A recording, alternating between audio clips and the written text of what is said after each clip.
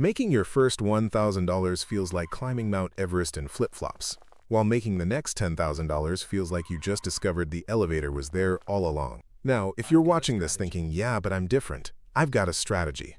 That's exactly what I thought too. If trading success was really about intelligence, strategy, or having the right indicator, then every person who's ever watched a YouTube trading video would already be retired. But they're not. You're not. And the reason why will probably make you uncomfortable. Because the first $1,000 isn't hard because of chart patterns, candlesticks, or whatever fancy indicator you just downloaded. It's hard because of something far more terrifying, something you probably haven't even considered yet. But before I reveal what that is, let me ask you something. When you started trading, what was your plan? Let me guess. Just give me a small account. One good trade, one big move, and I'm out. You imagined yourself flipping accounts like pancakes. Profits rolling in. Laptop lifestyle loading.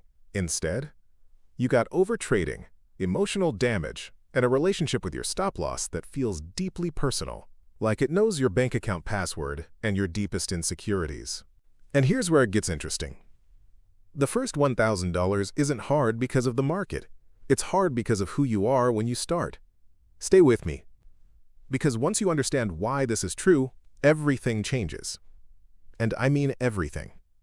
But first, we need to talk about what's actually happening in that first phase. The phase most traders never escape.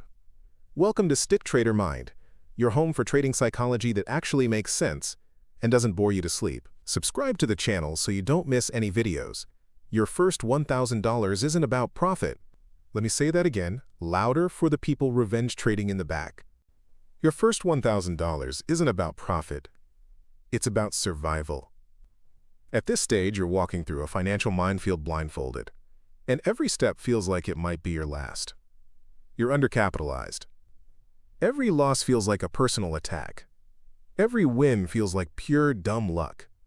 And your emotions are screaming louder than a heavy metal concert in your brain. You're not trading setups.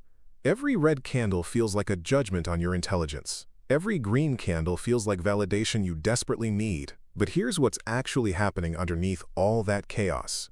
The market isn't testing your strategy. It's testing your discipline. And most people fail this test spectacularly. Because this phase isn't about making money. It's about proving you can follow rules when actual money is on the line. When your heart is racing. When your palms are sweating. When every fiber of your being is screaming, take the profit now, or just one more trade. Can you still follow the plan? Most people can't. But the ones who do, they discover something that changes the game forever. Something I'll reveal in just a moment. Trading a small account is like starving in a fancy restaurant. You haven't eaten all day. Your stomach is growling like an angry bear. You sit down, grab the menu, and what happens? You don't read it carefully. You don't compare prices. You don't think about what pairs well with what. You just order whatever sounds good right now because you're desperate. This is exactly what happens with small trading accounts. You feel like, this trade has to work. I can't wait for the perfect setup. I need something now. So you force trades that don't meet your criteria, chase moves that already happened, and over-leverage because the account feels too small anyway. And here's the irony. The smaller the account, the bigger the psychological pressure. It's backwards, right? You'd think a small account would feel safe to experiment with. But no. Small accounts magnify FOMO, revenge trading, overtrading, and impatience. You're not calm enough to trade well. But you need to trade well to grow the account. That's the trap. The psychological prison most traders never escape. And this is why I'm about to tell you something that might sound harsh, but could save your trading career. The trader you must become to make $1,000 consistently isn't the trader you are when you start. Not even close. It's like comparing a toddler learning to walk to an Olympic sprinter. Different species, different brains. But here's what nobody explains about that transformation. Let me paint a picture you've probably lived. Monday. You win big. Huge day. You're up 30% on the week. You feel unstoppable. You text your friends, I finally figured it out. You're already mentally shopping for that new laptop. Tuesday, you give it all back. Sometimes in one session. Wednesday, you're confused, paralyzed, and questioning everything. Thursday, you start tweaking your strategy, switching time frames like you're channel surfing, adding indicators like you're installing DLC packs on a video game. Friday, you're back to square one, exhausted, frustrated, and wondering if you're just not cut out for this. Sound familiar? Here's what's actually happening. Your edge isn't broken. Your strategy isn't garbage. You haven't lost your touch.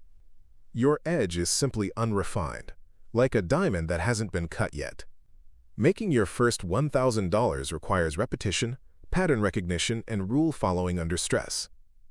This stage feels random, not because trading is random, but because you're still inconsistent. You're a different trader on winning days than on losing days. You're a different trader when you're up versus when you're down. And the market exploits that inconsistency every single time. Most traders quit right here, not because they're failing, but because they don't understand the process.